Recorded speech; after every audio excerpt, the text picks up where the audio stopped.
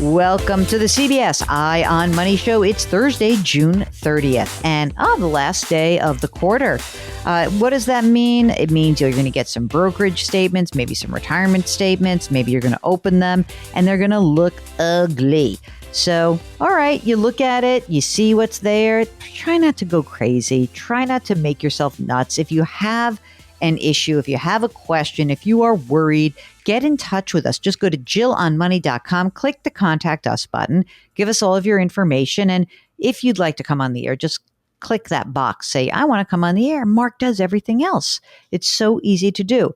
Now, remember, both Mark and I are certified financial planners. And that means that when we talk to you and when you hear us talk to others, there are questions we ask about maybe things you didn't even bring up. So if you are going to come on and join us on the air, you know that we're going to ask you about, for example, life insurance if you have somebody who's relying on your income. We're going to ask you if you've done your estate planning, if you have kids. If you don't want to feel like kind of bummed out when you feel bad that you haven't done it, just do it. Or just say, I just went onto this website, or I just called the lawyer. Then you don't have to feel sheepish about it. But, we're just here to try to help you out. So I don't want to make you feel too guilty. Well, wait a minute. Maybe I do. About that, I will. Other things, not so much. So today we are joined by a couple. Mark, I love the couple calls. They're always fun. It is Juanita and John on the line. And where are we talking to you guys from? What part of the country? Indianapolis, Indiana. Okay. I've heard of that place. And what brings you to us? What can we do for you? So, yes, we're both joining the military as first lieutenants, and we're going to get a sign-on bonus around $100,000 a piece. Wait a minute. You get a signing bonus if you go into the military? Depending on what your job is when you go into the military. We're both going in as critical care nurses. Oh. So they need nurses and they're willing to pay up for it, right? Yes, ma'am. Are you currently working in a hospital or in another environment, or are you just graduating from school? Yes, we've been working for about 4 years now. We currently are going back to our old jobs. Did like a short little travel thing, and then we're going back to our other jobs before we leave with the Army. Okay.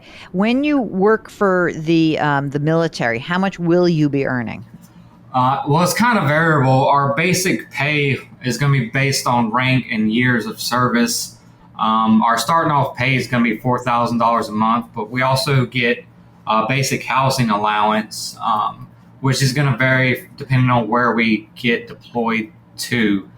But you don't know that yet. Yeah, we don't know that yet, but there's some stuff you can look online, and usually the lowest it is like $1,400 a month.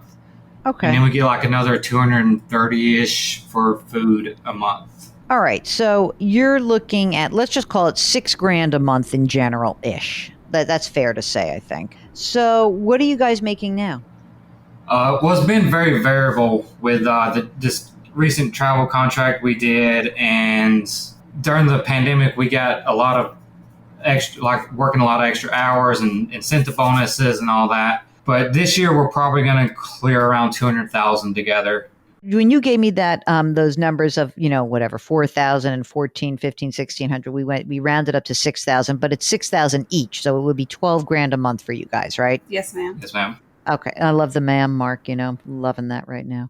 And when you were making $200,000, were you both contributing to retirement accounts? Yes, we both maxed out our 401k last year. We're right at maxing out this year. We contributed to Roth IRAs, which last year we realized we made a mistake and we were over the limit. So we're having to fix that now. The 401ks, what's the total that's in there right now?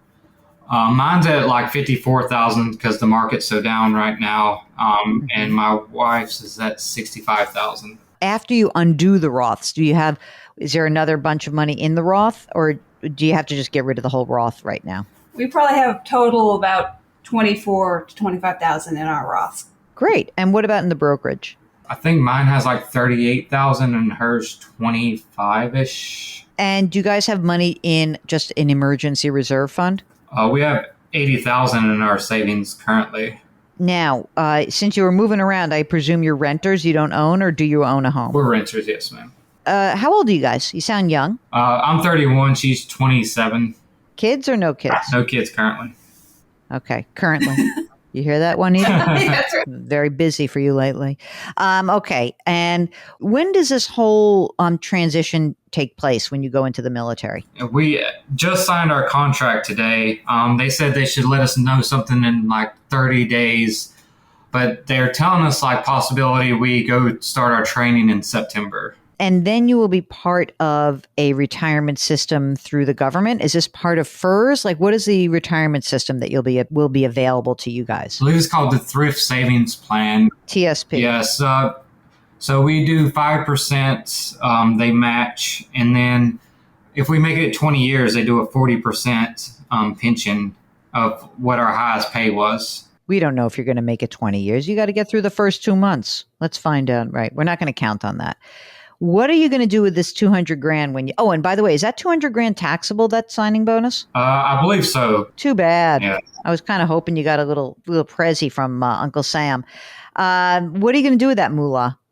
Probably invest. I have some student loans I need to pay off. Wait a minute. What do you mean you have student loans? Because you're not in public loan forgiveness? No. What do you have outstanding? 31,000, I believe. Do me a favor. When the clock starts again, which will be in September, can you look into the public school loan forgiveness plan? And here's why. These are federal loans. So if you went to, I think it's studentaid.gov, you go to the section that's the public service loan forgiveness. So last October, the Department of Ed said, we are going to allow borrowers to get credit for some payments that maybe you didn't qualify for this. So what you want to do is see if you could potentially qualify for the public service loan forgiveness plan. Did you work for a nonprofit, or did you work for some for-profit hospital system? I'm not. I think it might be nonprofit. Yeah. Because I think you might qualify, like whatever money you were paying before may have qualified for loan forgiveness. And for you, if you're going into the military, that service also obviously would qualify. So it's worth checking out because, all right, let's just pretend that the Biden administration wipes out $10,000 or $12,000 of loans. You still have a bunch to pay, and would be nice not to have to pay the whole thing back if you're working in the public service sector. So I would definitely check that out. I really would. Juanita, not her real name, obviously, because I'm saying it like that. Do you have any student loans? No, ma'am. Ma'am. Mark, you got that, ma'am? Mark, why don't you start calling me ma'am? Yes, ma'am. Thank you very much.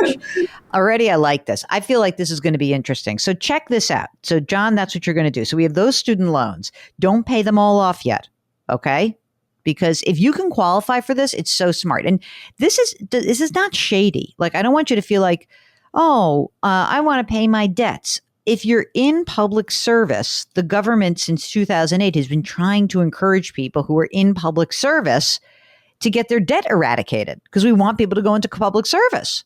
So let's see if you qualify. And if not, you can use some of that cash to pay down the student loan debt that's outstanding. Okay. But I wanted you to try this first. It's certainly worth a half hour or an hour of your time. Okay. What else do we have? I guess we had a question about we have two 529 plans.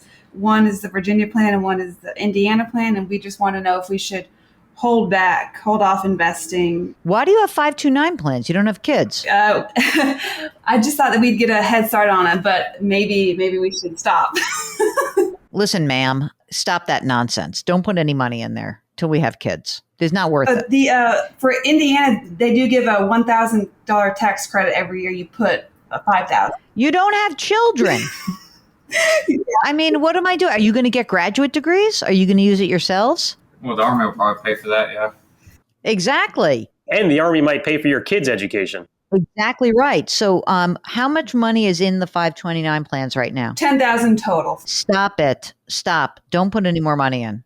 Now I'm excited about this bonus because I really feel like we're going to supercharge your brokerage accounts.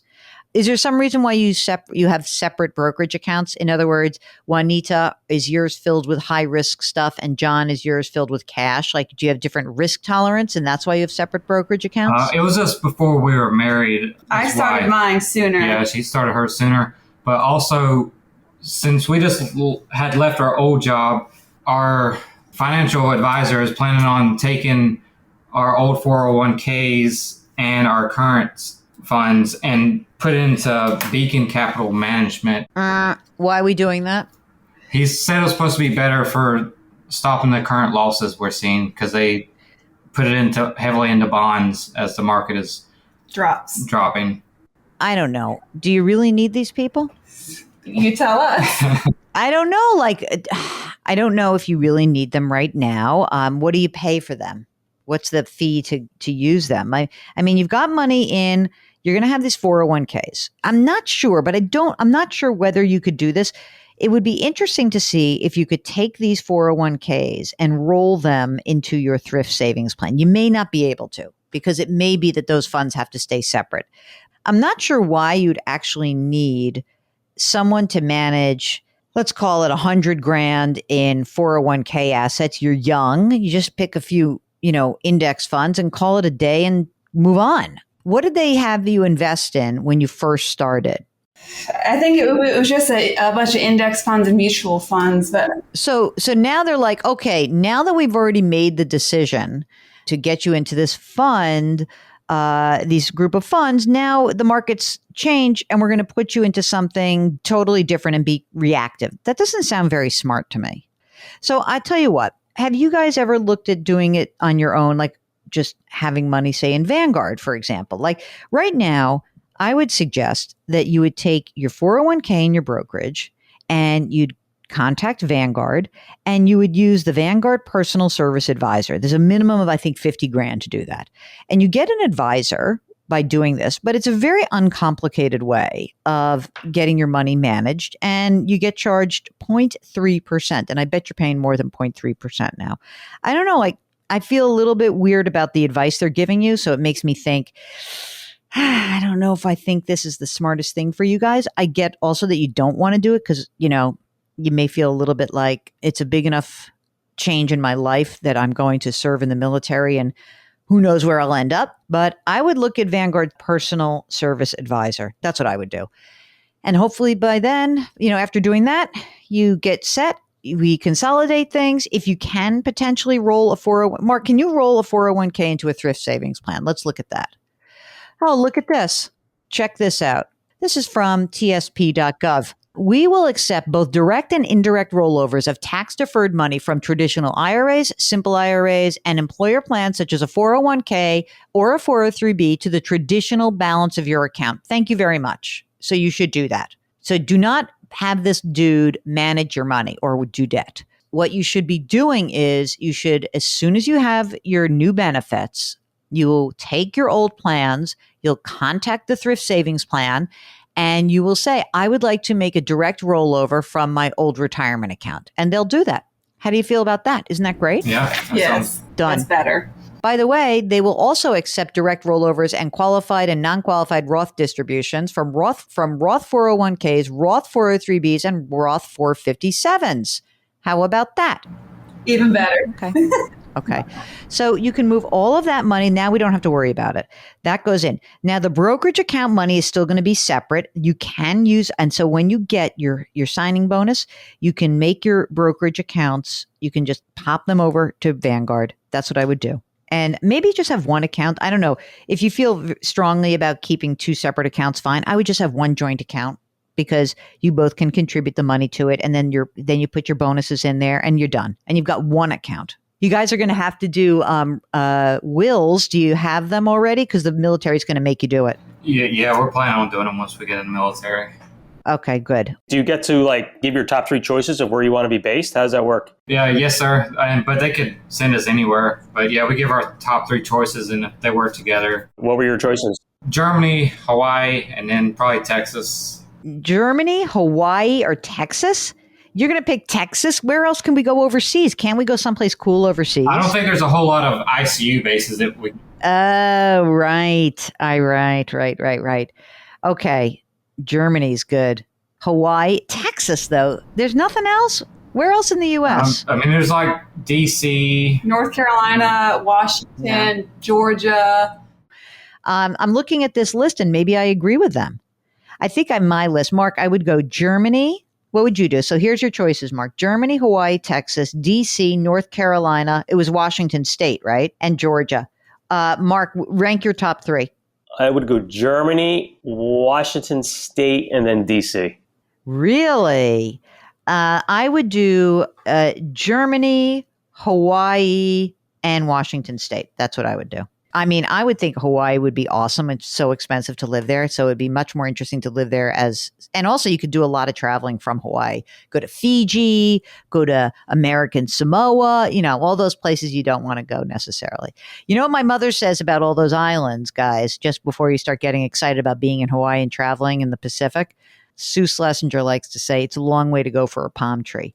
And on that note, any other questions for you guys? Just one more about life insurance. We did sign up for the Army's life insurance of $400,000 for each of us. Should we bump up to $1 million? Is it more expensive? Is it not that expensive? What's the cost of it to go up? Well, let me backtrack. The Army will only give us $400,000. I mean, I would just do the 400 for now. When you have kids, we'll get some private insurance and we'll go from there. I don't think you need to do it now. You guys, I love this. We're saving for college for kids we don't have. All right, we're done with you. Are you done with us? You ready to rock and roll and go serve your country? Yes, sir. And yes, ma'am. Juanita and John, good luck. Thank you so much. I think that you guys are in great shape. So thanks so much for joining us. Are you contemplating a big change in your life? Are you thinking whether or not it makes sense for you? Like, look at this situation, Mark, where, they were making a lot of money, but they're going to be making a lot of money anyway, being in the military. Maybe they'll get some loans forgiven. They'll be able to be part of a pension system if they stick around for 20 years. Notice I didn't even mention that because it's unnecessary to mention that at this point because we have to see whether or not they like it.